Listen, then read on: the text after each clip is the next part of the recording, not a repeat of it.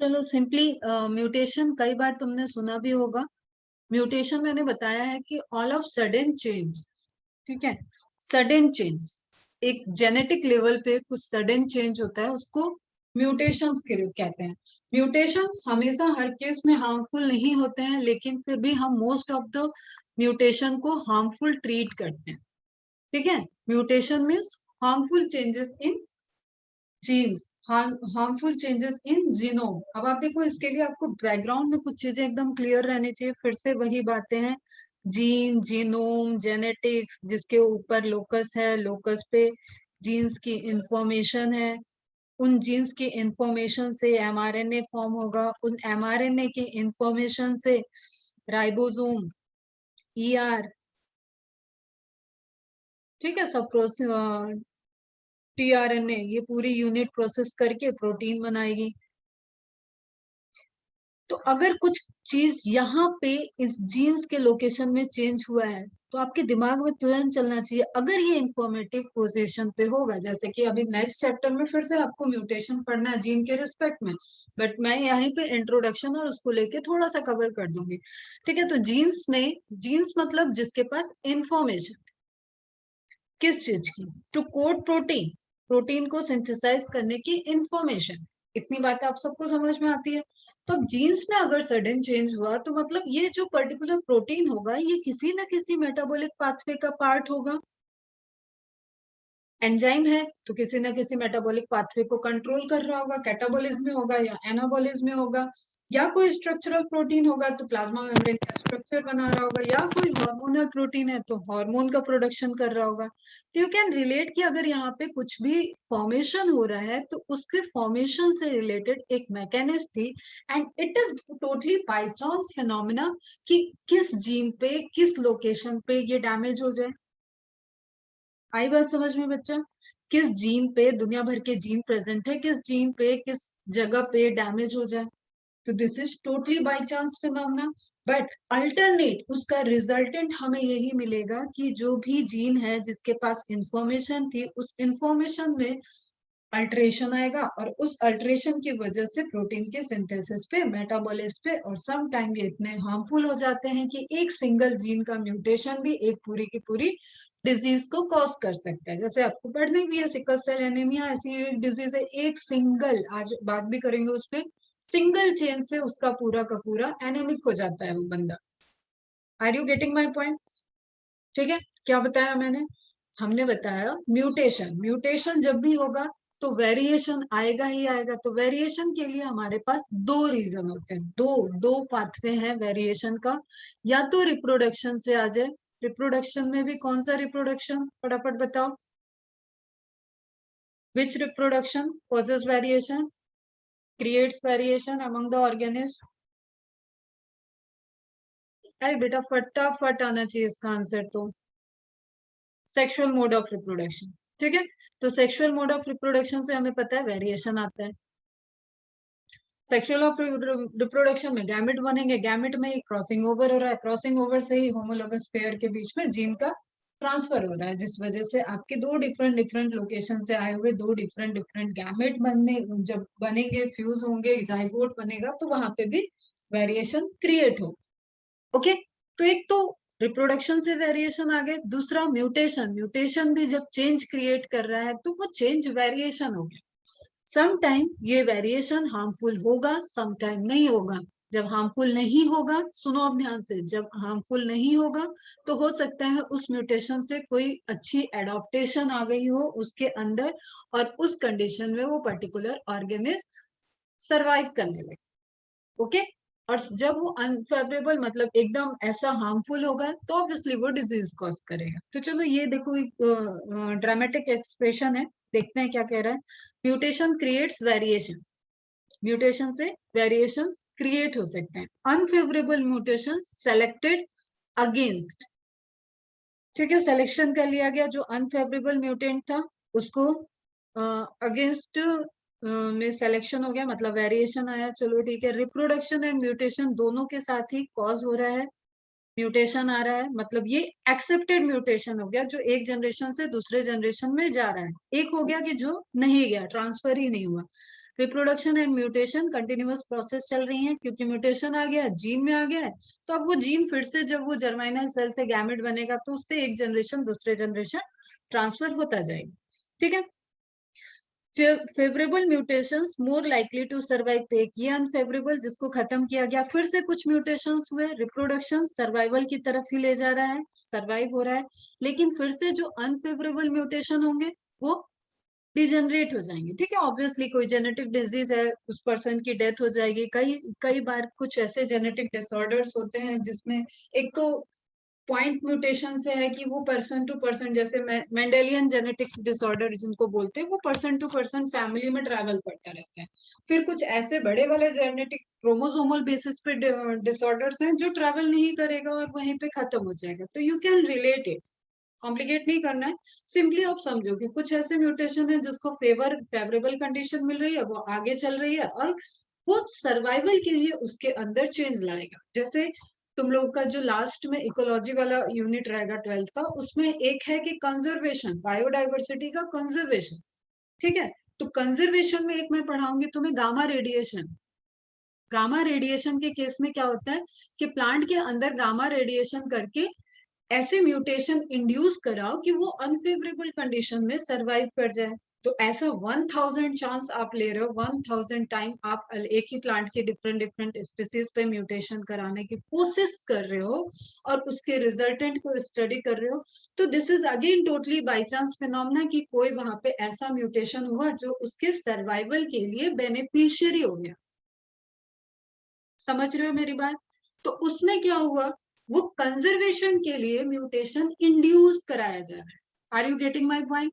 पहले समझो म्यूटेशन है क्या, इसका ब्रॉडर लेवल समझो, अच्छा बुरा सब कुछ समझो। Is it clear? तो वहां पे उस केस में क्या हो गया, उस केस में वो फेवरेबल हो गया, वो human based induction of mutation हो गया, जिससे कि पर्टिकुलर प्लांट स्पीसीज के अंदर कुछ ऐसे जेनेटिक्स चेंजेस करा दिए गए जिससे वो ह्यूमन के लिए प्रोडक्टिव हो गया। ठीक है, किसी डिजीज से रेजिस्टेंस हो गया, ऑलरेडी उसके अंदर डिजीज था और उसी जीन पे टारगेट कर करके रेडिएशन कराया गया और एक जनरेशन में हमें सक्सेसफुल एक्सपेरिमेंट मिल गया कि वो डिजीज से जो जीन, वो डिजीज जिस जीन के टारगेट होने से हो रही थी उस जीन को ही हमने चेंज कर दिया और ग्रामा रेडिएशन से हमें एक नई वैरायटी, बाकी सारी प्रॉपर्टी उसकी एज इट इज है और उसके अंदर से वो जीन गायब हो गया। Are you getting my point? तो वो कैसा हो गया, फेवरेबल म्यूटेशन हो गया। Is it clear? तो mutation takes part in evolution, evolution में म्यूटेशन रोल प्ले करता है, लेकिन म्यूटेशन सडन प्रोसेस है। म्यूटेशन एक जनरेशन में ही हो कि उसका इफेक्ट दिख जाता है। इवोल्यूशन एक लॉन्ग टर्म प्रोसेस है, इवोल्यूशन एक स्लो प्रोसेस है। Is it clear? ठीक है बेटा, समझ में आई कुछ कहानी? समझ में आई? अब ध्यान से सुनना, क्योंकि मैं बहुत सारे दो तरीके के स्टडी मटेरियल यूज करूंगी, फिर एनसीईआरटी यूज करूंगी, फिर म्यूटेशन के डेप्थ में जाएंगे, फिर टाइप्स ऑफ म्यूटेशन देखेंगे, फिर म्यूटाजेनिक डिजीज देखेंगे, फिर पहले म्यूटाजेंस देखेंगे कि म्यूटेशन कॉज क्या क्या कर सकता है। ठीक है, इस तरीके से हम लोग वैरायटी, एक रेंज ऑफ म्यूटेशन पढ़ेंगे। ओके, तो वर्ड समझ में आया? Mutation, sudden change in genotype, sudden change in gene, genetic level पे change, this is mutation.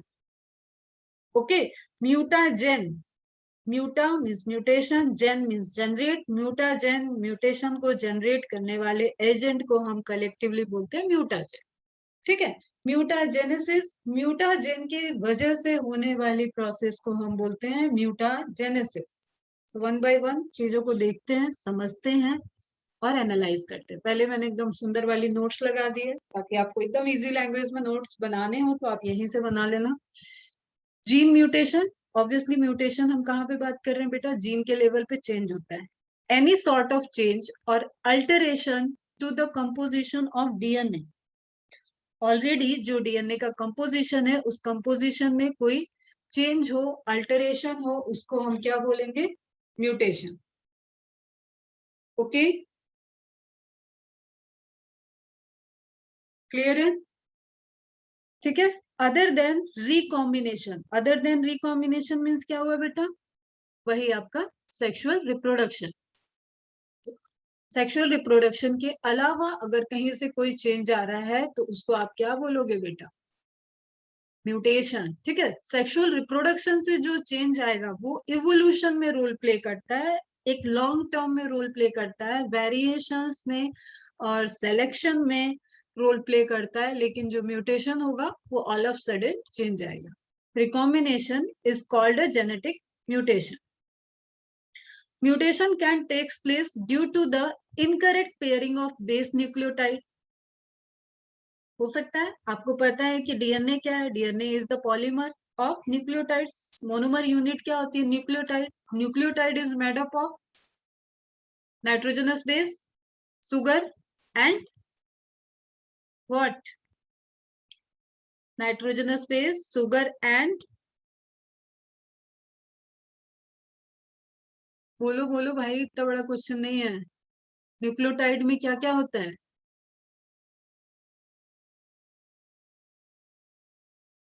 Nucleotide is made up of nitrogenous base, sugar and, सबसे इजी वाला ही पूछ रही हूँ, फॉस्फेट। फॉस्फेट क्या रे, तुम क्या कर रहे हो। ड्यूरिंग रेप्लिकेशन, रेप्लिकेशन सबको याद है, डीएनए, डीएनए का डबल होना रेप्लिकेशन है, पढ़ना आपको नेक्स्ट चैप्टर में। When the DNA polymerase fails to find, polymerase enzyme, DNA polymerase enzyme क्या करेगा, डीएनए का पॉलीमराइजेशन कराएगा। डीएनए का पॉलीमराइजेशन मतलब condensation of nucleotides, nucleotide nucleotide आपस में बाइंड करेंगे और पॉलीमर ऑफ डीएनए बन जाएगा। सिंपल रूल है पॉलीमराइजेशन का, वाटर मॉलिक्यूल रिलीज होगा। ठीक है, तो डीएनए का पॉलीमराइजेशन मतलब डीएनए का पॉलीमर बनना। कौन सा एंजाइम रोल प्ले कर रहा है, DNA polymerase. Phase two find the mistake. ठीक है, कोई भी डीएनए में, अभी तुम्हें पीछे ले जाती हूँ सेल साइकिल में, सेल साइकिल में तुम्हें याद हो वहां पे चेक पॉइंट्स है, कोई मुझे ये बता पाएगा चेक पॉइंट कहाँ कहाँ प्रेजेंट है, कितने चेक पॉइंट है सेल साइकिल में, and what is the location of cell check points.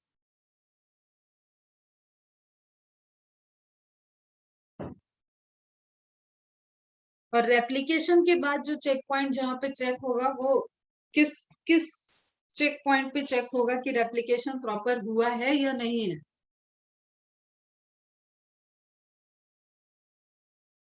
दो चेक पॉइंट, क्यों तीसरा वाला का घर पे रह गया, तीन चेक पॉइंट है ना।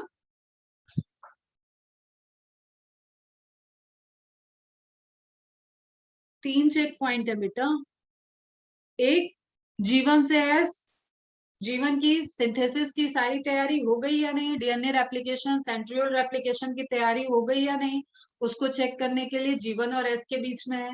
एस और जी2 के बीच में कोई चेक पॉइंट नहीं है, फिर जी2 और एम के बीच में है, मतलब रेप्लिकेशन प्रॉपर हो गया या नहीं, और एम फेज की पूरी तैयारी है कि नहीं। हाँ बेटा करेक्ट, ठीक है, सारी तैयारी है कि नहीं, इसको जी2 और एम फेज के बीच का करते हैं। And chromosomal interchange, chromosome proper arrange है या नहीं, पेयरिंग अच्छे से हो गई या नहीं, इस सब को चेक करने के लिए लास्ट चेक पॉइंट होता है एम फेज में। एम फेज के भी किस फेज में, मेटा फेज में। अब बस कहानी तुम लोग ले जाते हो दूसरी, अब हम सेल साइकिल पढ़ाएंगे, यहाँ हम जो बताने जा रहे थे वो बताएं।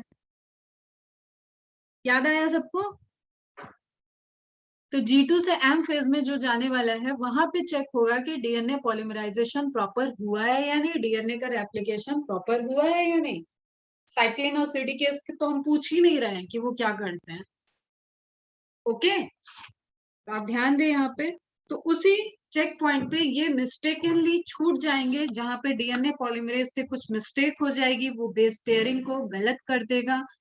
ठीक है, प्यूरिन के साथ प्यूरिन, प्यूरिमिडीन के साथ प्यूरिमिडीन बाइंडिंग हो जाए, या some alternative kind of duplicate inhibitor जैसे होता था एंजाइम इनहिबिटर, उस तरीके से न्यूक्लियोटाइड का, नाइट्रोजनस बेस का कोई डुप्लीकेट वहां पे प्रेजेंट है केमिकल मॉलिक्यूल, और वो कहे कि मैं तो थाइमीन हूँ, मेरा स्ट्रक्चर थाइमीन जैसा है और डीएनए पॉलीमरेज उसको डीएनए न्यूक्लियोटाइड में उसको न्यूक्लियोटाइड के साथ जोड़ के, मतलब न्यूक्लियस नाइट्रोजनस बेस की तरह जोड़ दे, न्यूक्लियोटाइड का पार्ट बना दे और आपस में न्यूक्लियोटाइड को लिंक कर दे। इस तरीके की मिस्टेक होती है, and that is the kind of mistake जहां पे नाइट्रोजनस बेस न्यूक्लियोटाइड के लेवल पे प्रॉब्लम हुई और उससे जीन में चेंज आ जाएगा। Such mutation that occur naturally are known as spontaneous mutation. Mutation spontaneous, simple सी बात। चलो यहाँ पे थोड़ा सा बड़ा करते हैं इसको पहले। टाइप्स ऑफ म्यूटेशन में हम बात कर रहे हैं स्पॉन्टेनियस और इंड्यूस म्यूटेशन। ठीक है, स्पॉन्टेनियस समझना, inside the organism, inside the organism किसी मैकेनिज्म में, किसी ड्यूरेशन में, स्किन पे, किसी ऑर्गन में या समवेयर कहीं पे चेंज हो जाए, डैमेज ऑफ डीएनए हो जाए। ठीक है, डीएनए जीन कुछ भी लिख सकते हो, एकदम अभी हम ब्रॉडली बात कर रहे हैं। तो एक इनसाइड मशीनरी, अब ये क्या क्या हो सकती है बेटा? रेप्लिकेशन, मेन प्रोसेस क्या है? डीएनए को रेप्लिकेट करना। डीएनए हमेशा अपने को रेप्लिकेट करके ही इंफॉर्मेशन ट्रांसफर करता है, अदरवाइज क्या होगा कि एक बार प्रोटीन बनाने के बाद उसके पास इंफॉर्मेशन ही नहीं होगी। और कोई भी मेटाबॉलिज्म एक बार तो चल नहीं रही है, तो बार बार डीएनए को रेप्लिकेट करके अपनी एक कॉपी देना होगा। डीएनए रेप्लिकेशन से जो एमआरएनए बनेगा, उस एमआरएनए से प्रोटीन बनेगा। तो during this process, this is known as central dogma. तुमने ध्यान दिया होगा, मैंने अभी अपना यूट्यूब चैनल भी बदल दिया, सेंट्रल डॉगमा रख दिया। मैंने सोचा क्या नाम रख, तुम्हें को ध्यान है, सब कुछ तो इसी पे बेस्ड है। तो सेंट्रल डॉगमा, तो this mechanism is central dogma of molecular biology ना। तो आप ये समझो कि इसका मतलब यहाँ पे कुछ डैमेज हो रहा है, तो ये सेल के अंदर की ही रिपेयरिंग मैकेनिज्म से छूट गया। ठीक है, रिपेयरिंग मैकेनिज्म का काम है कि जो भी डैमेज हुआ है उसको चेक करो, उसको चेक करो। जैसे तुम्हें अभी तो तुम्हें तो कुछ याद रहता नहीं है, तो P53 जीन एक बताया था मैंने, ऑन्कोजीन बताया था सेल साइकिल में। तो P53 जीन कैसा है? एक गार्ड की तरह है, एक पुलिसमैन की तरह है, जो ऑब्जर्वेशन रख रहा है कि सारी चीजें प्रॉपर चल रही है नहीं। और P53 जीन पे अगर अटैक हो चुका है तो वो उसको गार्डिंग नहीं कर सकता साइक्लिन और सीडिकेस के साथ मिलके। तो ऐसे ही सेल आगे जाके क्या हो जाती है? कैंसरस हो जाती है, अनकंट्रोल सेल डिवीजन करने लगती है। समझ रहे हो? तो ये सब भी क्या है? ये सब भी एक तरीके का चेंज है, म्यूटेशन है। नॉर्मल काम से हटके कुछ हुआ तो म्यूटेशन है। तो इट मीन्स कि डीएनए रिपेयर के मैकेनिज्म में फॉल्ट आ जाए, डीएनए रेप्लिकेशन के मैकेनिज्म में फॉल्ट आ जाए, और इन फॉल्ट को चेक करने वाले सिस्टम में फॉल्ट आ जाए। ये सब बड़ा इंपॉर्टेंट है, बहुत प्यारी मॉलिक्यूलर मैकेनिज्म है, बहुत मजा आता है ये सब पढ़ने में। चेकिंग सिस्टम में ही फॉल्ट हो जाए, तो इन सारे फॉल्ट की वजह से जो भी डैमेज हुआ है वो डैमेज डिटेक्ट नहीं होगा। और जब डिटेक्ट नहीं हुआ तो बेटा चल रही है सेल डिवीजन, हो रही है मियोसिस या चलो माइटोसिस। तो माइटोसिस से जो सेल बनेंगे उन सब में डैमेज डीएनए गया, और मियोसिस चल रहा है तो गैमेट बना, गैमेट में डैमेज डीएनए आ गया, बस कहानी खत्म। गैमेट में आया डैमेज डीएनए, अब बनाएगा वो दूसरे गैमेट के साथ पेयरिंग, गैमेट गैमेट फ्यूज, बना जाइगोट, जाइगोट में होगी माइटोसिस, बना एम्ब्रियो, एम्ब्रियो से बना इंसान, डिफेक्टिव जीन उसके अंदर है।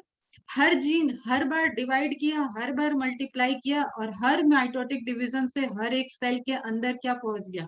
डिफेक्ट्स पहुंच गए। तो वो जब जब काम करेगा तब तब वो गलत काम करेगा। Are you getting my point? अभी तो हम म्यूटेशन पे पहुंच ही नहीं पा रहे हैं, सिर्फ तुम्हें घुमा रहे हैं इधर से उधर कि समझो कि क्या होने जा रहा है। आई बात समझ में? तो इस तरीके की नॉर्मल जो फिजियोलॉजी आपके बॉडी के अंदर चल रही है, फिजियोलॉजी को परफॉर्म करने के लिए जो सेल के अंदर फंक्शन चल रहा है, उस सेलुलर लेवल के फंक्शन में अंदर की मैकेनिज्म की वजह से प्रॉब्लम हुई, चेंजेस हुए, डैमेज हुआ, उस तरीके के म्यूटेशन को क्या बोलते हैं? Spontaneous mutation. Is it clear? आई बात समझ में? कुछ तो बोलो, नहीं तो किताब बांट दें हम, खत्म हो जाएगा। पढ़ो तो ऐसा पढ़ो कि जिंदगी भर याद रहे। अरे हाँ ना तो बोलो भाई, गला सूख गया मेरा ना टॉपिक पे है।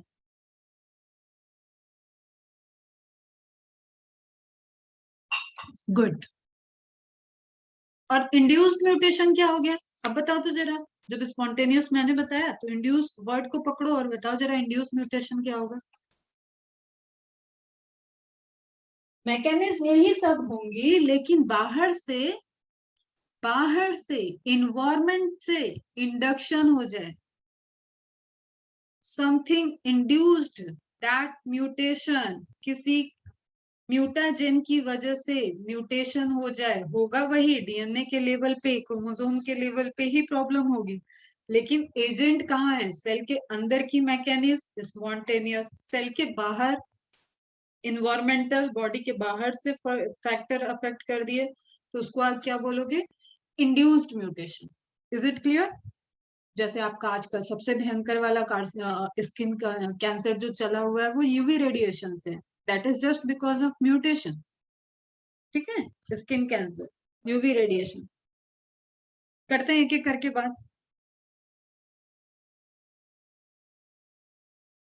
Mutation in nucleotide sequence can also occur due to outside physical or chemical agents called mutagens.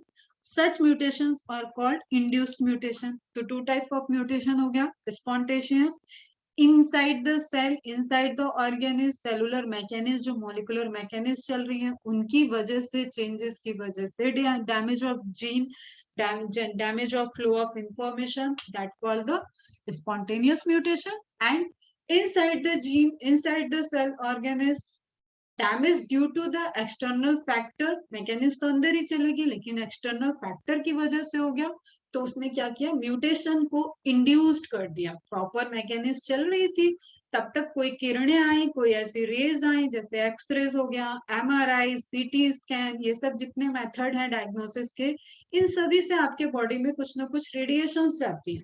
ठीक है, उन रेडिएशन से डायग्नोसिस तो हो ही रही है, लेकिन there is by chance phenomena की कोई बहुत ज्यादा, कुछ लोगों को बहुत ज्यादा शौक होता है। ठीक है, हर 2 महीने में वो सोचते हैं उनका अल्ट्रासाउंड हो जाए, हर 2 महीने में वो सोचेंगे कि उनका एक्सरे हो जाए। ठीक है, तो हमें उतना भी नहीं होना चाहिए, हम बार बार अपनी बॉडी को रेडिएशन से फेस करा रहे, तो रेडिएशन क्रोमोसोमल एब्रेशन करने के लिए बहुत प्रोन है, मतलब दे आर एक्सरेज जो होते हैं ना, एनिमल में रेडिएशन क्रिएट करता है। जो एक्सरे होता है आप लोग सुने होंगे कि हाँ, रिब्स के लिए एक्सरे हुआ, चेस्ट एक्सरे हुआ, इस तरीके से लेग्स के लिए, दांतों के लिए एक्सरे। तो जब भी रेस आपके अंदर जा रही है तो देयर इज प्रोबेबिलिटी कि वो म्यूटेशन कॉज करे। लेकिन आपको पता है, क्योंकि आपके बॉडी के अंदर जो जीन है, जो हर सेल के अंदर जीन है, वो लेस देन 2%, 2%, मतलब अगर 100 जीन है तो 100 जीन में कहीं जाके 1.8 या 1.21 आप समझ लो, इतनी ही है जो इंफॉर्मेटिव वाली। तो जब तक इधर कहीं म्यूटेशन उसने अफेक्ट किया तब तक तो आपको कोई प्रॉब्लम ही नहीं आएगा, आपको पता ही नहीं चल रहा है। तो probability you can see here. ठीक है, 1/100 इसके चांस है कि वो यहाँ पे हिट करेगा, तभी आपका जीन, एक एक जीन के तो डैमेज होने की और भी कम प्रोबेबिलिटी होगी। मैंने क्या बोला? पूरे जीनोम में इतने ही परसेंटेज इंफॉर्मेशन है to produce a protein. Okay, तो जब इतने लंबे जीन में इतने कम परसेंटेज है तो एक जीन की म्यूटेशन की प्रोबेबिलिटी तो और भी बहुत कम हो जाती है, इसलिए हमें उससे कॉज होने वाला म्यूटेशन रिपोर्टेड नहीं होता है। उन सारे ही म्यूटेशन को निग्लेक्ट करते हैं, they are come under the category of silent mutation, जिनसे कोई सिग्निफिकेंट चेंज ही नहीं होता है। ओके बच्चा, समझ में आया? दैट्स वाई उनके जो फेवरेबल चीजें हैं, जो उनके बेनिफिट्स हैं, उसके लिए हम लोगों ने वो सारे टेक्निक यूज करना स्टार्ट किया। तो एक तरीके से जो इंट्रॉन और एक्सॉन वाला कॉन्सेप्ट होता है, एक बार और हमने बात किया था, अभी नेक्स्ट चैप्टर में ये सब बात ज्यादा होंगी। तो इंट्रॉन्स एक्सॉन्स में ये होते हैं इंफॉर्मेटिव पार्ट, ये होते हैं नॉन इंफॉर्मेटिव पार्ट। और इनका काम, एक तो डीएनए फिंगरप्रिंटिंग बहुत इंपॉर्टेंट टेक्निक ढूंढी गई। देखो इंफॉर्मेटिव, अब तुम एक चीज समझना, इसी तरीके से लिंक पे लिंक बनती जाती है। एक चीज समझना, जो इंफॉर्मेटिव पार्ट होगी भाई, वो आकाश के अंदर भी सेम है, मेरे अंदर भी सेम है। ठीक है, सबके अंदर, कश्मीरा के अंदर भी वही है, आयुष के अंदर भी वही है, सबके अंदर वही है। ठीक है, सबके अंदर मेटाबॉलिज्म उसी तरीके से चल रही है, कुछ कम कुछ ज्यादा। तो इंफॉर्मेटिव में तो बहुत चेंज नहीं है, लेकिन नॉन इंफॉर्मेटिव में चेंज होता है, रिपीट्स होते हैं, जिसके बेसिस पे हम आइडेंटिफाई करते हैं। और इसकी एक टेक्निक जो आप डीएनए फिंगरप्रिंटिंग, डीएनए टेस्ट ये सब सुनते होगे, वो टेस्ट किस पे बेस्ड होते हैं? वो आपके इंट्रॉन्स पे बेस्ड होते हैं। ओके, खैर आते हैं, वापस आ जाओ। ये मैंने इसलिए बताया कि ऐसा नहीं है कि वो जो बल्क ऑफ डीएनए हो गया, जो इतना बड़ा अमाउंट ऑफ डीएनए है, वो किसी काम का नहीं है तो उससे हम कोई काम नहीं लेते। एक तो सबसे बड़ा काम यही हो गया, वो सारे इसके प्रोटेक्शन है, इंफॉर्मेशन के, जीन के चारों तरफ के प्रोटेक्शन है बेटा, ताकि कोई भी म्यूटेशन, कोई भी harmful factor in informative part तक ना पहुंच पाए जल्दी, इन पे अटैक करे, इन पे अटैक करे। आई बात समझ में? तो चलो खैर, अभी तक की कहानी इतनी समझ में आई कि म्यूटेशन सडन चेंज है, म्यूटेशन को कॉज करने वाले जो एलिमेंट होते हैं उनको म्यूटाजन कह रहे हैं। Spontaneous mutation inside the mechanism से होती है, इंड्यूस म्यूटेशन बाहर के फैक्टर से होती है। ओके बच्चा, नाउ म्यूटेशन को ब्रॉडली डिवाइड करते हैं ना, तो बहुत सारे आपको डिवीजन क्लासिफिकेशन मिल जाएंगे, लेकिन आपको बहुत सिंपल वे में समझना है। एक होता है पॉइंट म्यूटेशन, दूसरा है फ्रेम शिफ्ट म्यूटेशन। ये म्यूटेशन कहाँ है? ये क्रोमोसोम के बेसिस पे नहीं है, ये म्यूटेशन आपके जीन के बेसिस पे है। जो अभी मैंने आपको बताया, एक तो हो गया बेटा जब आपके 23 पेयर क्रोमोसोम है और उससे गैमेट बन रहा है, और इन 23 के डिस्ट्रीब्यूशन में कोई प्रॉब्लम हो जाए, क्रॉसिंग ओवर में कोई प्रॉब्लम हो जाए, क्रोमोसोम का पोर्शन डिलीट हो जाए, क्रोमोसोम का पोर्शन ऐड हो जाए, तो वो सब कहाँ पे आ जाता है? क्रोमोसोमल लेवल पे, क्रोमोसोमल डिसऑर्डर कॉज करेगा। और जब तक आप जीन के लेवल पे बात करते हो ना, जीन, बेस, न्यूक्लियोटाइड, ठीक है, इंफॉर्मेशन, तब तक आप एक छोटे से लोकेशन पे, जैसे ये आपका क्रोमोसोम, इस क्रोमोसोम पे ये जीन का location, you can relate it, it is a point on a chromosome, it is a point on a chromosome. Okay, तो इसको भी पॉइंट म्यूटेशन कहते हैं। अब आप देखो, हम क्या है, ए जी जी C C A T T, तो आपको इतना आइडिया लग जाना चाहिए कि इसके पैरेलली क्या क्या होंगे, नाइट्रोजनस बेस, ठीक है। तो आपको दूसरे स्ट्रैंड का आइडिया लग गया। अब ये अगर म्यूटेटेड हो गया तो इसके सामने वाले से इसकी गलत पेयरिंग हो जाएगी, सी की, ठीक है, ए टी जी सी। तो ये जो चेंज हुआ ये भी क्या है? एक पॉइंट पे चेंज है। पॉइंट किस रिस्पेक्ट में? बेस पेयरिंग के रिस्पेक्ट में।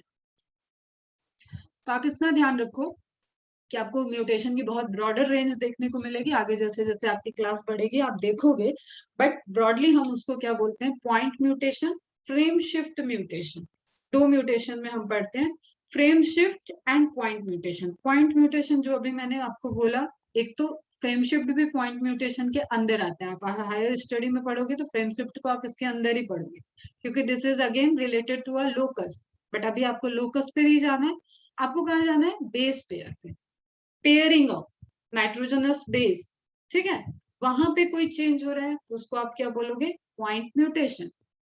और जैसे अभी एक वर्ड आपको बताया, जेनेटिक कोड, कोडॉन, तो कोडॉन हमेशा क्या होते हैं? ट्रिपलेट होते हैं। जैसे जैसे सपोज यहाँ पे मैं आपको लिख रही हूँ एक sequence, A U G C C T A A G C T, ठीक है, तो ट्रिपलेट के कोडॉन होते हैं। जस्ट देखो, 3 लेटर का एक कोड, 3 लेटर का एक कोड, 3 लेटर का एक कोड, ये 3 लेटर का एक कोड हो गया, तो ये ट्रिपलेट है कोडॉन।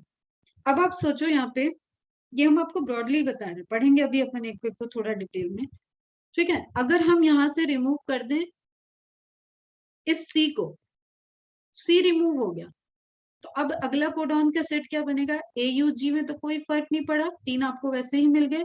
अब आपका क्या हो गया? सी टी ए, ये क्या लिखा था? सी टी ए, चलो इसको टी मान लेते हैं, सी टी ए एक हो गया, then T G C, and then T C, and further जो उसके आगे आएगा। तो यू कैन से हियर कि यहाँ सीसीटी की जगह सीटीए हो गया, एटीजी की जगह टीजीसी हो गया, सीटीसी की जगह टीसी समथिंग हो गया।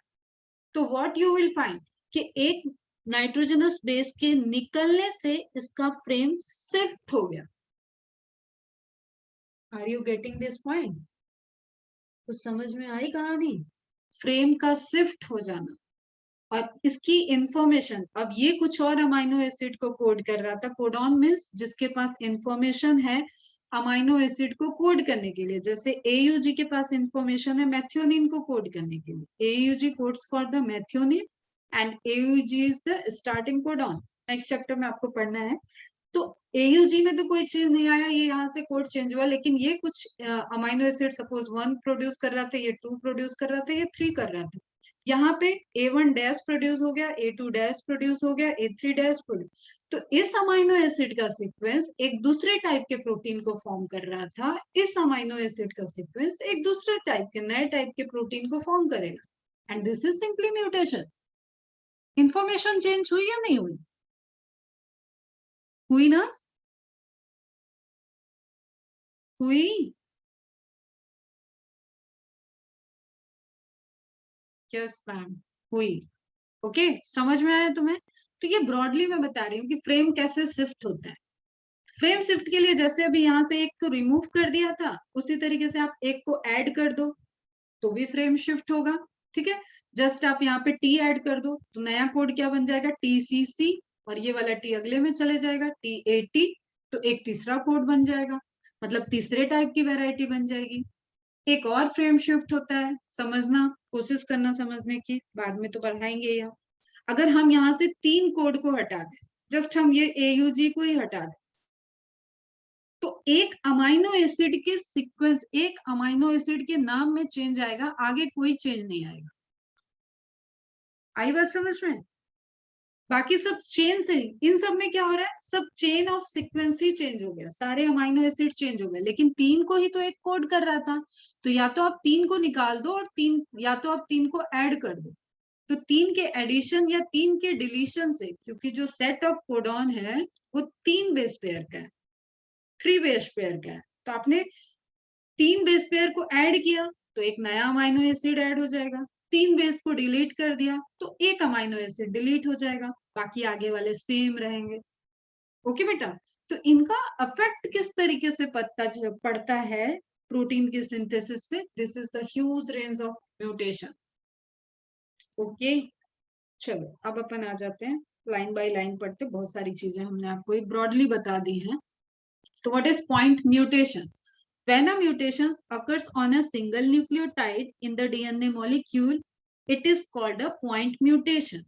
A point mutation can occur in a coding or non-coding region of the DNA. Coding region अभी बताया exon, non-coding region intron, intervening sequence या introns, लिख लेना इसे। In either case, if the mutation does not cause significant change, देखो कितनी प्यारी line लिखी है जो अभी हम बता रहे हैं, अगर कोई सिग्निफिकेंट चेंज नहीं हो रहा है तो उसको क्या कहेंगे, साइलेंट म्यूटेशन। अगर ऐसा म्यूटेशन हुआ कि उसका CCA का कोडॉन जो था वही चेंज होने के बाद CGA भी वही अमाइनो एसिड बना रहा है, इससे अमाइनो एसिड 1 बन रहा था, इससे भी अमाइनो एसिड 1 बन रहा है, तो क्या फर्क पड़ा? कोई फर्क पड़ा? C के G होने से कोई फर्क नहीं पड़ा। समझो इस बात को, प्रैक्टिकली क्या होता है, कैसे डिजीज होती है, वो हम सीक्वेंस पे बात करेंगे। लेकिन एज अ रिजल्टेंट जब इसकी भी कोड एक ही अमाइनो एसिड की थी और इसकी भी कोड एक ही अमाइनो एसिड की थी, तो कोई सिग्निफिकेंट चेंज नहीं आया, इसको बोलते हैं साइलेंट म्यूटेशन।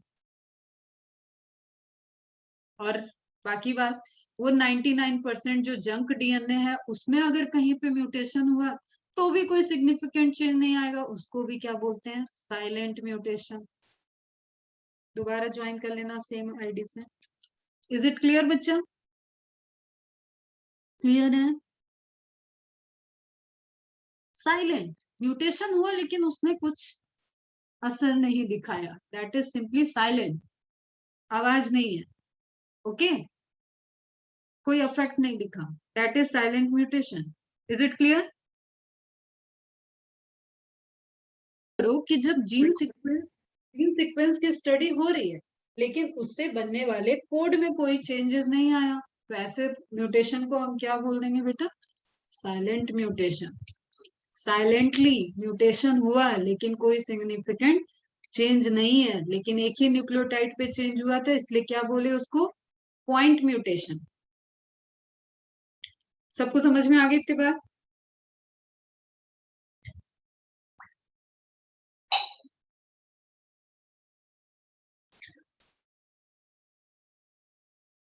Okay good. चलो, a mutation in the non-coding region will not cause negative effect because the non-coding region is not used to synthesize protein. Simple सी कहानी है।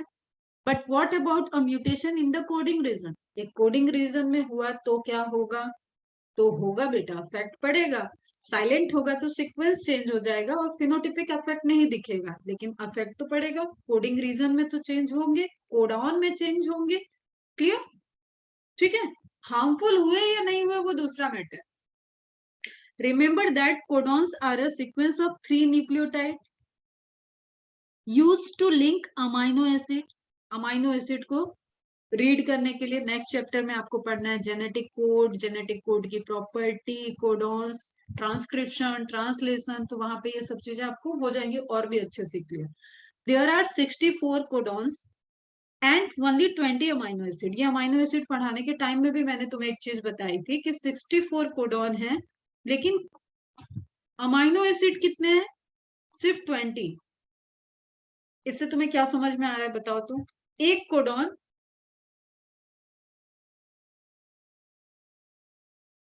एक अमाइनो एसिड कई सारे कोडॉन से सिक्रीट हो सकते हैं, सॉरी सिक्रीट बोल रही, कई सारे कोडॉन से कोड हो सकते हैं। ये समझ में आ रहा है? एक यूनिवर्सल लॉ है कि एक अमाइनो एसिड हमेशा एक ही कोडॉन को एक कोडॉन हमेशा एक ही अमाइनो एसिड को कोड करेगा, लेकिन एक amino acid more than one codon से कोड हो सकता है। कोडॉन 1, कोडॉन 2, कोडॉन 3, ठीक है, 3, 4 तक भी मिलते हैं। आपको अगर अभी देखने का मन कर रहा है तो जस्ट आप एनसीईआरटी में नेक्स्ट चैप्टर को ओपन करो, मैं आपको पेज नंबर बताती हूँ तो आप इसको रिलेट कर पाओगे कि मैं बोल क्या रही हूँ।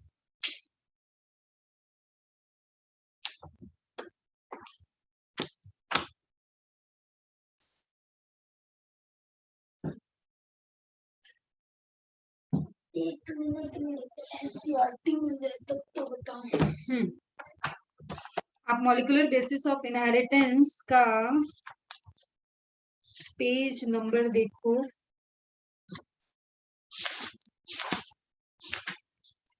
112, 112 ओपन हुआ। 112 टेबल 6.1 ओपन हुई क्या सबकी?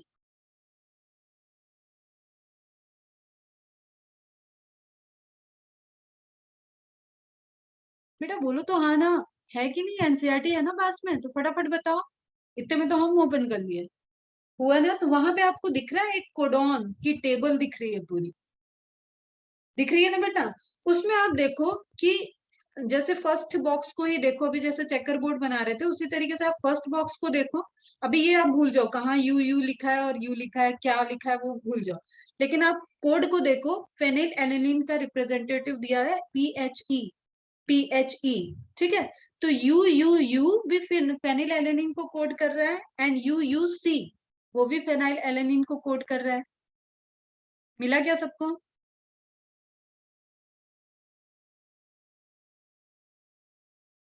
ठीक है, मिला। This is the property of degeneracy, इसको बोलते हैं डीजेनेरेसी प्रॉपर्टी ऑफ कोडॉन। तो ये इस चैप्टर में पढ़ेंगे। अभी बस आप इतना समझो कि अगर यू यू यू की जगह यू यू सी हो जाता है म्यूटेशन में, देखो ध्यान से हम क्या बताना चाह रहे हैं बेटा, यू यू की जगह यू यू सी भी हो गया तो भी म्यूटेशन में कोड क्या होगा? फेनाइल एलेनिन ही कोड हो रहा है।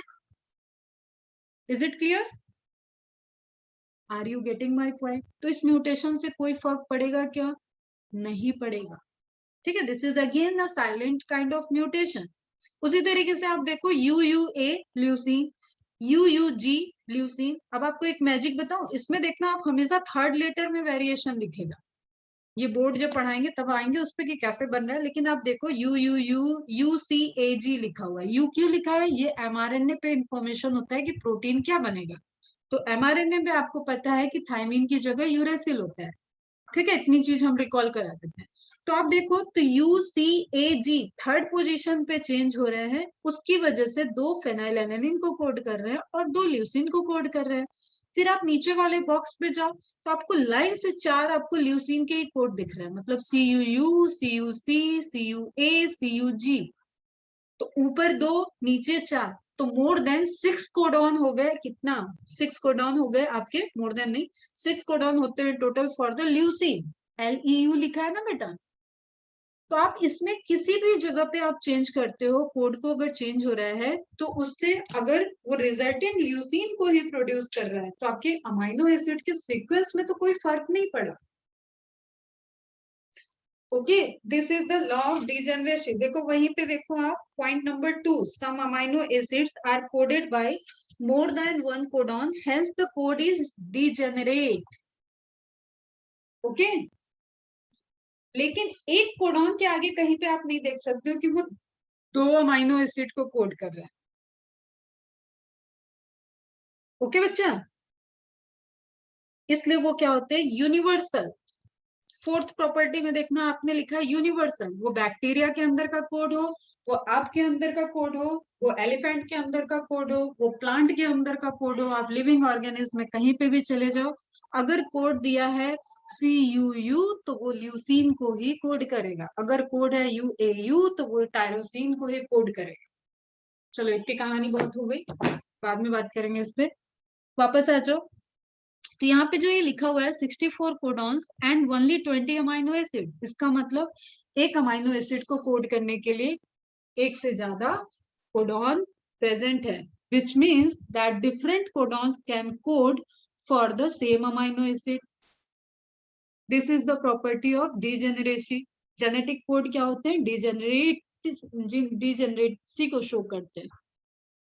Therefore, if a point mutation causes a change in the codon, but the new codon still codes for the same amino acid, no change in protein structure will take place. हो गई अपने को ये बात clear है? As a resultant अगर कोई change ही नहीं हुआ तो हमें कोई फर्क ही नहीं पड़ रहा है। ओके, ऐसे कोड को हम क्या बोलेंगे? ऐसे म्यूटेशन को हम क्या बोलेंगे? Silent mutation. जैसे कहाँ पे देखते हैं ये वाला म्यूटेशन? कहाँ दिख रहा है? सेकेंड वाले एग्जांपल में आपको ये सीक्वेंस क्या है? CACGCG। ओके, रिप्लेस क्या हुआ है? GC से रिप्लेस हो गया। Okay, CACGCCG। ओके, अब आपको जो कोड है CGC का उससे भी क्या कोड हो रहा है? आर्जिनिन ही कोड हो रहा है, और जो GUG था उससे वेलिन कोड हो रहा था। यहाँ पे कोड बदला है, CGC की जगह क्या आ गया? CGG आ गया, और म्यूटेशन होने की वजह से G ने C को रिप्लेस कर दिया, लेकिन कोड वही है, आर्जिनिन ही प्रोड्यूस हो रहा है। तो म्यूटेशन कैसा हो गया ये वाला? साइलेंट। ओके, यहाँ पे देखो इंफॉर्मेशन चेंज हो गई, आर्जिनिन प्रोड्यूस हो रहा था, ठीक है। ये देखो ये बेटा आपका mRNA, ये 2 स्ट्रैंड में आप कंफ्यूज मत होना, एक DNA एक mRNA, ठीक है। अभी देखो ध्यान से, अब यहाँ पे आपका जो कोड है वो आर्जिनिन से, और दूसरा कोड क्या हो गया? ल्यूसीन का, मतलब CGC codes for arginine, CGC code for arginine, CGG में गया वो तो भी कोड हो रहा है आर्जिनिन का। तो ये सब क्या हो गया? नॉनसेंस, एक तरीके से साइलेंट म्यूटेशन हो गया। लेकिन अगर यहाँ पे U आया तो U आने से क्या हुआ बेटा? उसके कोड में चेंज हो गया और वो वैलिन की जगह ल्यूसीन प्रोड्यूस कर दिया। तो वैलिन की जगह ल्यूसीन जब प्रोड्यूस हुआ तो अब इस इंफॉर्मेशन का इफेक्ट प्रोटीन पे पड़ेगा। वो प्रोटीन की प्रॉपर्टी को चेंज कर सकता है, वो कोई डिजीज कर सकता है। ठीक है बेटा? ठीक, क्लियर है? तो चलो देखते हैं। A point mutation in which one nucleotide is substituted for another and this causes change from one amino acid to another is called a missense mutation. एक तो हो गया साइलेंट, जिसमें कोई चेंज नहीं हुआ। एक जिसकी इंफॉर्मेशन ही बदल जाए उसको क्या बोलेंगे? Missense. This is shown above. A missense mutation may और may not lead to problem. इस चेंज से हो सकता है प्रॉब्लम क्रिएट हो जाए, एक single folding of protein chain. देखो तुम्हें पता है कि ये तो अभी प्राइमरी चेन बनेगा, प्राइमरी चेन के बाद गोल्जी apparatus में जाके सेकेंडरी टर्सरी स्ट्रक्चर मॉडिफिकेशन वो सब होता है। तो देयर में भी पॉसिबिलिटी कि एक प्रोटीन सीक्वेंस के अमाइनो एसिड से कोई चेंज ही ना हो, बहुत ज्यादा प्रॉब्लम नहीं हो, लेकिन हो सकता है कि बहुत ज्यादा चेंज हो जाए, जैसे यहाँ पे एग्जांपल देने जा रहा है सिकल सेल एनीमिया का। Okay this is shown above, a missense mutation may or may not lead to the problems. Sickle cell anemia is an example of a missense mutation that alters the structure of hemoglobin because a glutamic acid is replaced by the valine. आई बात समझ में? एक एक एक point mutation से जो glutamic acid जहां पे पड़ना बनना चाहिए बीटा चेन में, अल्फा बीटा चेन बनाया हुआ है ना अपन ने हीमोग्लोबिन के स्ट्रक्चर में 2 अल्फा 2 बीटा, तो बीटा चेन में रिप्लेस हो गया, वैलिन आ गया ग्लूटामिक एसिड की, उसकी वजह से एक जेनेटिक डिसऑर्डर हो जाता है, मेंडेलियन जेनेटिक डिसऑर्डर में आता है सिकल सेल एनीमिया, जिसमें आरबीसी का साइज और शेप सिकल के शेप का हो जाता है। ठीक है, और ऑब्वियसली आरबीसी का जो ओवल प्लैटिनम शेप है, स्ट्रक्चर है, वो हीमोग्लोबिन को कैरी करने के लिए इंपॉर्टेंट है। ठीक है, तो इसका शेप चेंज हो जाएगा तो इसमें कम हीमोग्लोबिन प्रेजेंट होंगे, कम हीमोग्लोबिन होगा तो कम ऑक्सीजन जाएगा। समझना आप इसको। is an example of missense mutation that alters the structure of hemoglobin because of glutamic acid is replaced by the valine। और ये एग्जांपल सिकल सेल एनीमिया को आपको 3-4 जगह पूछेगा। Okay The above is an example of a silent mutation. बताया मैंने arginine valine. A nonsense mutation is a mutation that changes a codon that codes for an amino acid to a stop codon. अगर just अब इसमें आपको फिर से आप देखो वही आपका जो कोडॉन का लिस्ट आपने ओपन किया था ना, जो 6.1 टेबल आपने ओपन की थी, वहां पे आप देखो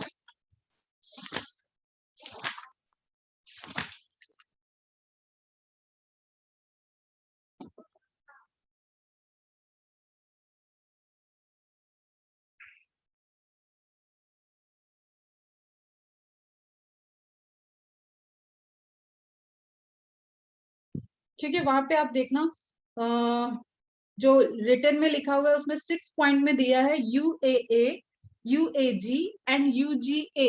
ठीक है, और आप टेबल में देखोगे तो फर्स्ट रो के थर्ड बॉक्स में ए जहां लिखा हुआ है पहले लाइन में, उसके थर्ड बॉक्स में आप देखोगे 2 जगह पे स्टॉप स्टॉप लिखा हुआ है, UAA और UAG के पास। तो स्टॉप कोडॉन कितने होते हैं, मतलब टर्मिनेटर कोडॉन जो प्रोसेस को रोक दे। सपोज इधर इंफॉर्मेशन लिखी है, information protein amino acid add होता आ रहा है, 3-3 ट्रिपलेट की वजह से ऐड होता आ रहा है, और जैसे ही इस ट्रिपलेट पे पहुंचेगा ये क्या हो जाएगा, टर्मिनेट। अब समझ लो इस बात को, ये क्या कहता है, ये कहता है हम आ गए हैं, मतलब हमारे पास कोई कोड वोड नहीं है, हम कोई अमाइनो एसिड नहीं ऐड करेंगे, हमारे पास इंफॉर्मेशन है कि प्रोटीन की सिंथेसिस प्राइमरी चेन की हो गई, now you have to terminate this protein synthesis, translation की प्रोसेस को टर्मिनेट कर दो। Is it clear? तो अगर किसी म्यूटेशन से, जो कि नॉर्मल म्यूटेशन चल रहा था और उस म्यूटेशन की वजह से उसको, जैसे जैसे सपोज ये हम कह दें कि ये था मान लेते UAU था, तो UAU होगा तो वो टायरोसिन को कोड करता। ठीक है, अब UAU की जगह वो बन गया UAA, तो टायरोसिन तो चेन के अंदर आता, प्रोटीन चेन का पार्ट बन जाता है, एक अमाइनो एसिड, 15-20 अमाइनो एसिड, और फिर आगे के अमाइनो एसिड आते रहते। लेकिन just because of mutation UAA वहां पे हो गया, और UAA होते ही उसने सिग्नल क्या दिया कि स्टॉप करो, किस चीज को, प्रोटीन सिंथेसिस को। तो ऐसे से तो हो सकता है कुछ वो 20-30 अमाइनो एसिड जुड़ी हो और इसको तो आप प्रोटीन बोलोगे नहीं। ठीक है, हो सकता है 10 ही अमाइनो एसिड जुड़ी है और ट्रिपलेट कोडॉन, कोडॉन का स्टॉप कोडॉन आ गया, तो उससे क्या हुआ, टर्मिनेशन ऑफ प्रोटीन सिंथेसिस हो गई, तो इसको बोलते हैं नॉनसेंस म्यूटेशन। इस म्यूटेशन का कोई सेंस नहीं बना, कोई उसने एब्रप्शन क्रिएट नहीं किया, उसने जस्ट छोटे छोटे फ्रेगमेंट अमाइनो एसिड के ज्वाइन करा है और उससे कोई प्राइमरी प्रोटीन की सिंथेसिस प्रॉपर नहीं हुई। Is it clear? तो UAA, UAG, UGA, you constant रहता है, AA, AG, GA, ये 3 होते हैं स्टॉप कोडॉन, ये किसी को भी कोड नहीं करते हैं। इतनी बात समझ में आई? तो आपने क्या क्या देखा, साइलेंट, मिस सेंस होती रहेगी इनकी बात, अभी कल के भी लेक्चर में चलता रहेगा, miss sense and non sense. But broadly आपको समझ में आ जाना चाहिए कि जब साइलेंटली नॉन कोडिंग पार्ट में या कोडिंग पार्ट में हुआ लेकिन उससे कोई इफेक्ट नहीं पड़ा, तो ऐसे म्यूटेशन को आपने क्या बोला, साइलेंट। कोड चेंज हुआ है, अमाइनो एसिड चेंज हुआ है, उससे प्रोटीन की इंफॉर्मेशन चेंज हो सकती है, ज्यादा लेवल पे चेंज हो सकती है, तो उससे इफेक्ट दिखेगा जैसे सिकल सेल एनीमिया। लेकिन कम लेवल पे चेंज हुआ, कोई फोल्डिंग वोल्डिंग में बहुत डिजीज जैसा कॉज नहीं हुआ, तो भी आप उसको मिससेंसी बोलोगे। नॉनसेंस जब प्रोटीन की सिंथेसिस टर्मिनेट हो गई और छोटे छोटे फ्रेगमेंट ऑफ अमाइनो एसिड के सीक्वेंस बने, उस तरीके के म्यूटेशन को क्या बोलोगे आप, नॉनसेंस म्यूटेशन। तीनों ही किस टाइप में आए, पॉइंट म्यूटेशन में। Is it clear? जहां पे हमने सिर्फ अभी तक क्या बात की है, single single nucleotide base pair में चेंजेस की बात की है। Is it clear? समझ में आई बातें? नोट्स बना लेना, छोटे छोटे ऐसे एग्जाम्पल लिख लेना, आपको अच्छा लगेगा, पढ़ोगे इंटरेस्ट आएगा। तो स्पॉन्टेनियस म्यूटेशन क्या हुआ, जस्ट ओरिजिनल डीएनए है, इससे डीएनए का रेप्लिकेशन हो रहा था, डीएनए की कॉपी बनेगी, डीएनए जब भी रेप्लिकेट करता है तो अपनी हर दोनों कॉपी से एक नया नया स्ट्रैंड प्रोड्यूस कर देता है। इस नए नए स्ट्रैंड के जो फॉर्मेशन हुई, उन नए स्ट्रैंड में डैमेज हो गया। ओके, कहाँ डैमेज किया इसने, देखो इस कोड को चेंज कर दिया, टी ऐड कर दिया, कहाँ, सी को रिप्लेस करके टी ऐड किया, तो सी को टी की जी से तो बाइंडिंग होती नहीं है, तो यहाँ पे एक नया बेस पेयर बन गया टी और ए का, जिसकी नीड यहाँ जिसका कोई अस्तित्व ही नहीं था ओरिजिनल डीएनए में, वो नया चेंज आ गया। तो इस तरीके के म्यूटेशन को क्या बोलते हैं, spontaneous during replication. Okay, mistakes happen spontaneously during replication, DNA repair और डीएनए रिकॉम्बिनेशन, और इसको प्रॉपर चेक, जो चेक चैनल है उसके थ्रू भी ये क्रॉस हो जाएगा, क्रॉस हो जाएगा तो ये अगली पीढ़ी में जाएगा जाएगा नेक्स्ट जनरेशन में जाएगा और इसके इफेक्ट दिखेंगे। ओके बच्चा,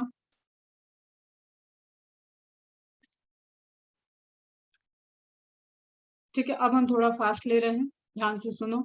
इंड्यूस्ड म्यूटेशन क्या हो गए, आपके चारों तरफ आजकल बहुत सारे ऐसे एजेंट है जिससे म्यूटेशन क्या हो रहा है, इंड्यूस्ड हो रहे हैं। और मैंने फिर से बोलना है, रिपीट कर रही हूँ, हर म्यूटेशन हार्मफुल नहीं होता है, हर म्यूटेशन के लिए 99% इंट्रॉन्स बैठे हुए हैं, वो उन पे होगा तो आपको कुछ उसका जेनेटिक डिसऑर्डर नहीं दिखता है। इस बात को माइंड में सेट कर लेना, बहुत बच्चों को प्रॉब्लम होती है म्यूटेशन वगैरह पढ़ने में। क्लियर? आपको अपना जीनोम क्लियर होना चाहिए, ये सब जीनोम की क्लैरिटी आपको कोई जिसको नॉलेज रहेगी वही बंदा बता सकता है, ठीक है? और मेरी इन सब चीजों में पीएचडी है, इसलिए मैं बहुत क्लियर बोल रही हूँ तुम्हें। तुम इसको ध्यान रखो हमेशा कि 99% तो जंक है, तुम जंक पे मारो, कितना मारोगे, देयर इज 1% चांस कि तुम हिट करो इंफॉर्मेशन वाले पोजीशन पे, ठीक है? और जब तक इंफॉर्मेशन वाले पोजीशन पे हिट नहीं होगा तब तक उसका इफेक्ट नहीं दिखेगा। Mutation that's caused by mutagen, muta means mutation, gen means synthesis करने वाला, फॉर्म जनरेट करने वाला, उसको क्या बोलते हैं, कलेक्टिवली वी कॉल म्यूटाजेन।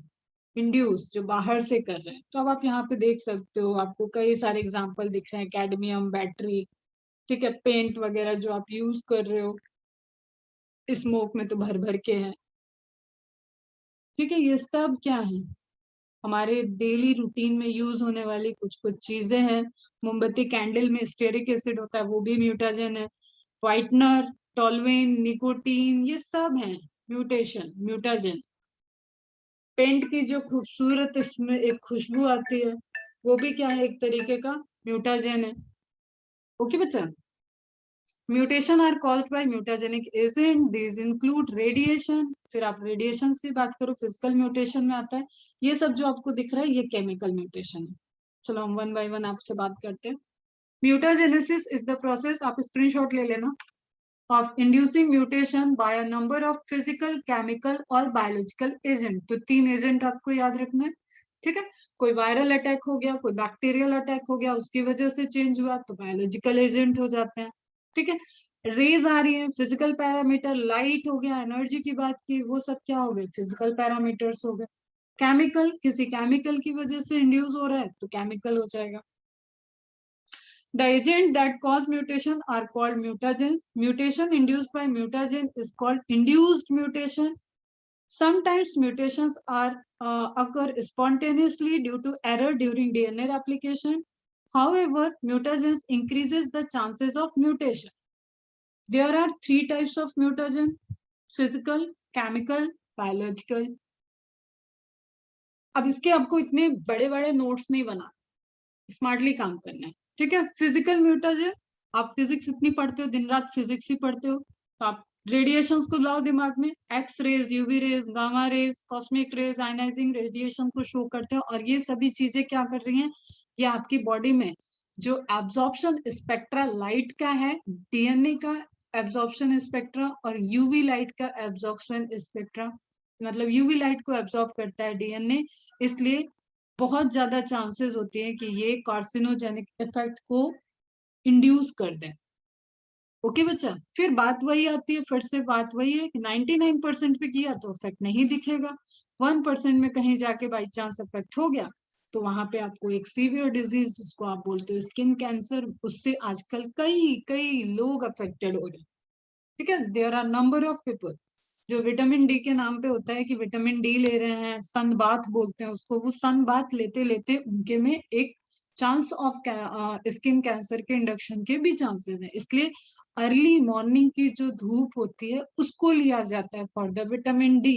दोपहरिया में, दोपहर में बैठ के, ठीक है, बीच के साइड में वहां पे सन बाथ लिया जाता है, जो उससे कोई फायदा नहीं होता विटामिन डी के रिस्पेक्ट में। तो x rays, gamma rays, cosmic rays, अब ये एक नोट्स में लिख लेना। आयनाइजिंग रेडिएशन, अब आयनाइजिंग रेडिएशन आएगा तो कभी उसमें यूवी रेज नहीं लिखना, यूवी लाइट। ओके बेटा, बस इतनी सी नोट्स बना लो। X rays, gamma rays, cosmic rays are ionising radiation which ionizes water of the cell, cytoplasm की बात हो रही है, प्रोटोप्लाज्म की बात हो रही है, to release hydroxyl free radical, इतना आपको नहीं लिखने की नीड है। The hydroxyl radical is a powerful oxidizing agent। ये अब आपको मोड ऑफ एक्शन बता रहा है कि म्यूटाजेन कैसे वर्क करता है। Hydroxyl radical oxides the phosphodiester bond of DNA, और आपको याद हो तो सुगर फॉस्फेट का जो लिंकेज है वो है बैकबोन ऑफ डीएनए। अब बैकबोन को ही जा रहा है ये तोड़ने, तो ऑब्वियसली डीएनए क्या होगा, डैमेज होगा बेटा। तो अभी बस आप समझ लो, ये आपको नोट नहीं बनाने हैं, आप लिख लोगे तो अच्छी बात है, नहीं तो आप सिर्फ रेस का नाम लिखो, आयनाइजिंग रेडिएशन, और ये डीएनए के फॉस्फोडाइस्टर बॉन्ड पे इम्पैक्ट करते हैं, बस इतना लिखने की जरूरत। Higher dose of x ray, animal के केस में सबसे ज्यादा जो इंडक्शन करके, जैसे स्टडी ऑफ म्यूटेशन, मैंने अभी एग्जांपल दिया था ना गामा रेस का, तो गामा रेस को हम इंड्यूस कर करके प्लांट की वैरायटी, नई वैरायटी को जनरेट कर रहे हैं, पूरा गामा गार्डन बना हुआ है, ठीक है, आई थिंक शायद कोलकाता में। तो एक्सरेज को इंड्यूस करके एनिमल में, एक पॉइंट आप लिख लेना, एक्सरे को इंड्यूस करके एनिमल में स्टडी किया जाता है, एंड गामा रेज से इंड्यूस करके आप कहाँ देखते हो, प्लांट्स में। ये भी तुम्हारे सिविल सर्विस का क्वेश्चन है बेटा, आईएएस में भी पूछा जाता है। Ionising, non ionising, plant mutation, ठीक है, प्लांट जेनेटिक वेरिएशन। इसी म्यूटेशन को जब आप हेल्पफुल डायरेक्शन से देखते हो तो आप उसको म्यूटेशन टर्म ना देके आप उसको क्या बोल देते हो, genetic variation. This is a part of genetic variation, आप पॉजिटिव बातें करते हो। तो UV light is a non ionising light, is it is cause, ये क्वेश्चन आया हुआ है, थायमिन डाइमर, ये आपको एनसीईआरटी में भी एक लाइन में मिलेगा, तो ये आपका क्वेश्चन, ये आपको नोट करना है। It causes the formation of thymine dimer, pyrimidine dimer हो गया वो। If two thymine occur together in one strand of DNA, आसपास होंगे थायमिन, तो वो एक, देखो आमने सामने से बॉन्ड बनाना था ना, जैसे ये इमेज देख लो, डायरेक्ट आमने सामने बेस पेयर से बॉन्ड बनाना है, टी है तो आमने सामने क्या होगा, ए, लेकिन ये कैसे पेयरिंग कर दिए, एक साथ, तो दो टी हमेशा के लिए एक साथ हो गए। तो अब ये आगे जब भी कोड करेंगे, ये इधर का कोड करने में एब्रप्शन क्रिएट करेंगे, तो इससे अगेन आपका वही, जैसे मैंने बोला कि सीक्वेंस ऑफ कोडॉन में चेंज होगा, तो जब डीएनए में चेंज हुआ तो एमआरएनए में चेंज होगा, एमआरएनए में चेंज हुआ तो प्रोटीन में चेंज होगा, ठीक है बेटा, समझ में आई बात, इसलिए बेसिक्स पे पहले ले गए थे। pyrimidine dimer, if two thymine dimer thymine occur together in one strand of DNA, UV light causes fusion to form thymine dimer. This is question of AIMS. AIMS में पूछा गया question. Nitrogenous bases absorb UV light. This is again question, and the absorption is maximum 260 nanometer. This is the absorption spectrum for the UV light, जो कि DNA का absorption spectrum है. तो जिस light को वो अपने एब्जॉर्प्शन स्पेक्ट्रम क्या हुआ, जो लाइट की इंटेंसिटी को वो एब्जॉर्ब कर रहा है, तो ये तो फेवरेट हो गया डीएनए का. तो आप बैठ के संवाद ले रहे हो, डीएनए तो डैमेज हो गई, डीएनए तो उसी लाइट को एब्जॉर्ब कर रहा है. ठीक है, और आपको पता है धरती पे इस वक्त यूवी रेस तो आ ही रही है. At the site of thymine dimer conformation of DNA is change. अगल बगल बॉन्ड बन गया, so rate of error during DNA replication is high. तो आप इसका शॉर्ट एंड सिंपल नोट्स बनाना. UV radiation is example of physical mutagen. Physical mutagen, UV radiation क्या cause कर रहा है? Thymine dimer formation. Thymine dimer, pyrimidine dimer एक ही बात है. ठीक है, और इसकी वजह से कंफर्मेशन चेंज हो रहा है डीएनए का. DNA conformation change, it causes error in replication. Error in replication. हो गई आपकी इंफॉर्मेशन कंप्लीट. यहाँ से आप क्वेश्चन आया तो आपसे क्रैक हो जाएगा. एब्जॉर्प्शन स्पेक्ट्रम और ऐड कर लो. यूवी रेडिएशन यहीं पे लिख लो 260 nanometre, and 260 nanometre is the favourable absorption spectrum for DNA2. तो डीएनए इस लाइट को एब्जॉर्ब करता है बेटा. Is it clear?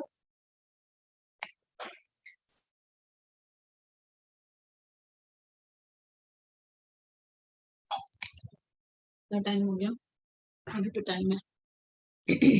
ठीक है, क्लियर है? कोई कंफ्यूजन? फिजिकल म्यूटाजन में दो म्यूटाजन आपने अभी तक देखा. एक आप देख रहे हो आयनाइजिंग, दूसरा देख रहे हो नॉन आयनाइजिंग. आयनाइजिंग के अंदर आ गया एक्सरेज और यूवी रेज. सॉरी, आयनाइजिंग के अंदर आ गया आपका x rays, gamma rays, cosmic rays. Non ionising की अकेले जिम्मेदारी आपकी यूवी रेज ने दे रखी है. जो सबसे ज्यादा पूछे जाने वाला क्वेश्चन है थाइमिन डायमर. थाइमिन डायमर कौन सी रेज कॉज करती है? नॉन आयनाइजिंग रेडिएशन कॉज करती है. नॉन आयनाइजिंग रेडिएशन कौन सी है? यूवी लाइट है. ओके, वेरी गुड, रिवाइज कर लेना. तो फिजिकल एजेंट आप चाहो तो ये टेबल बना सकते हो. Ionising radiation and non ionising में यूवी रेडिएशन.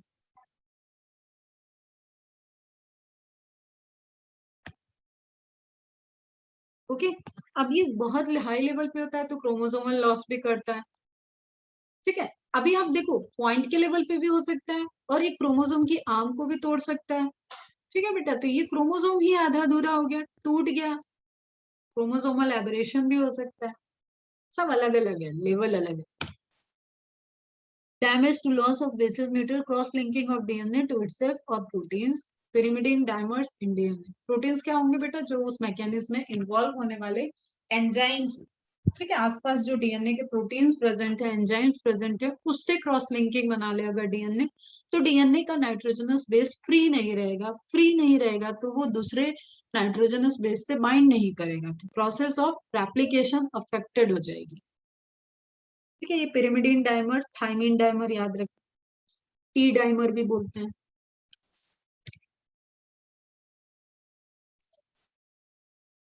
ठीक है, आमने सामने नहीं है, एडजेसेंट थाइमिन है बेटा. ये ध्यान रखना, छोटा सा एक ऐसे इमेज बना लो. टी टी जी जी सी लिख लो, सी लिख लो, और फिर इन दोनों के बीच में बॉन्डिंग दिखा के अलग पेन से लिख दो थाइमिन डायमर. कहानी खत्म हो गई आपकी. अब ये थाइमिन फ्री ही नहीं है कि आगे जाके ये ए से बाइंड करे. ओके बच्चा, इसकी बॉन्डिंग बन गई है, बॉन्ड्स बन गया आपस में.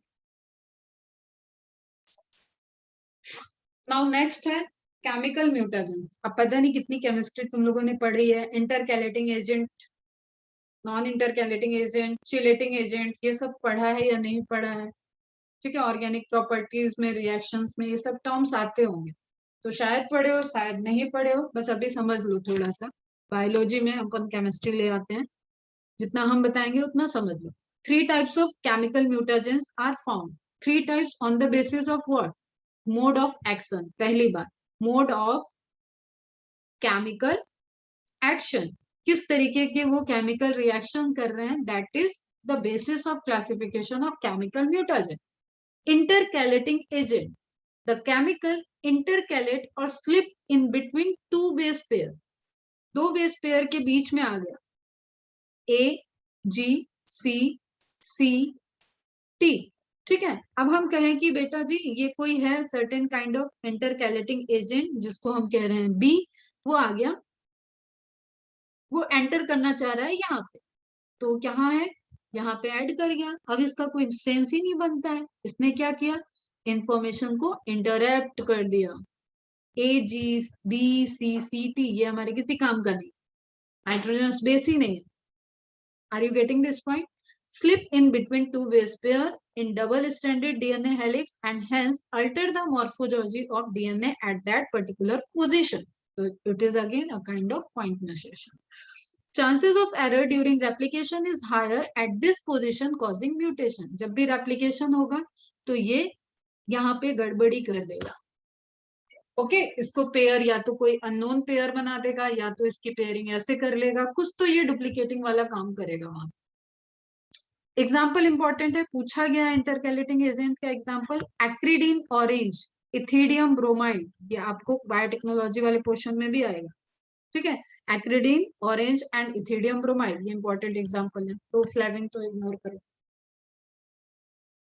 दूसरा बेस एनालॉग, मतलब नाइट्रोजनस बेस का हम शक्ल, ये तो कोई दूसरा था बीच में आ गया, अब क्या कह रहा है, डुप्लीकेट आ गया, लाइक इनहिबिटर आ गया। ठीक है, these chemicals are morphological similar to that of normal nitrogen bases. So during replication these molecules are incorporated instead of normal nitrogen bases. उसकी जगह डुप्लीकेट आ गया, hence cause mutation. 2-aminopurine, ये again example is important. 2-aminopurine is analog to adenine. तो adenine pair करना था thiamine की जगह, उसकी जगह एडेनिन का डुप्लीकेट कौन आ गया, 2-aminopurine.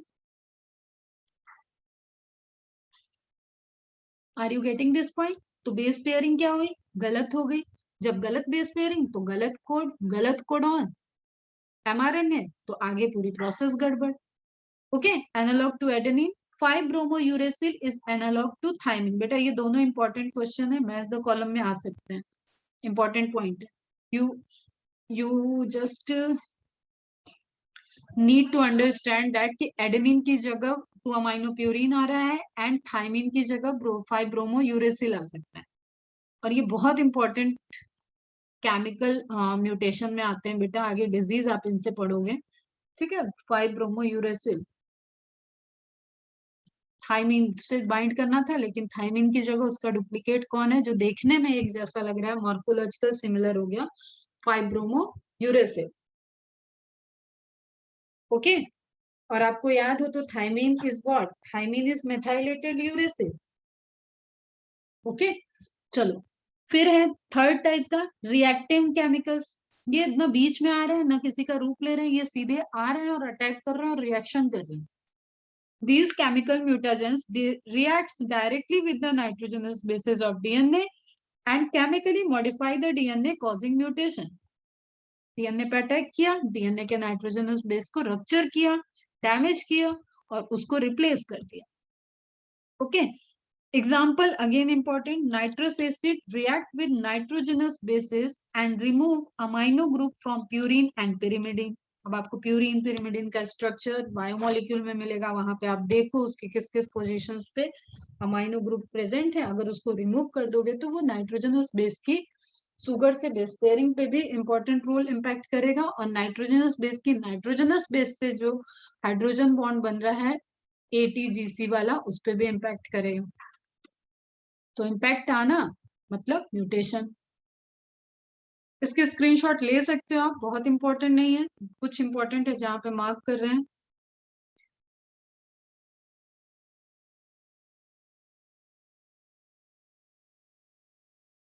वैसे अभी तो आप इसको इग्नोर ही करो, ठीक, अब इस लेवल के क्वेश्चन नहीं आ रहे हैं, तो जस्ट आपको बनाना तो ये वाला आप बना लेना, chemical agent and effect, nitrous acid ये बना लेना, ये तीनों इंपॉर्टेंट।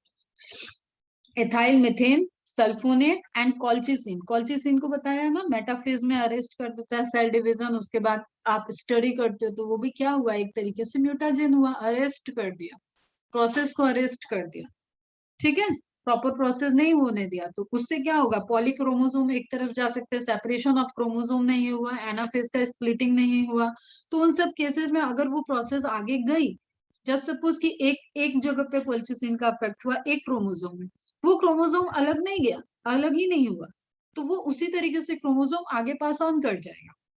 ओके बेटा, तो इस तरीके से ये क्या हो गया, केमिकल एजेंट म्यूटाजेनिक इफेक्ट करने वाले। It causes C2U change, methyl C2T and A2 hypoxanthine deamination. आप सिर्फ ऐसे समझो कि अमाइनो ग्रुप को रिप्लेस कर देगा।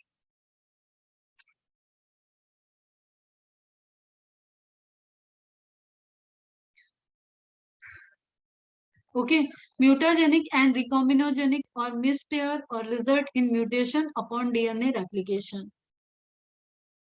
Prevent the formation of spindle fibre, spindle fibre के फॉर्मेशन सेपरेशन को अफेक्ट करता है कॉल्चिसिन। नाउ बायोलॉजिकल म्यूटेजेंस हो गए। बायोलॉजिकल म्यूटेजेंस में एक तो खुद biology of DNA, biology of genes क्या कह रही है उसकी वजह से भी हो सकता है।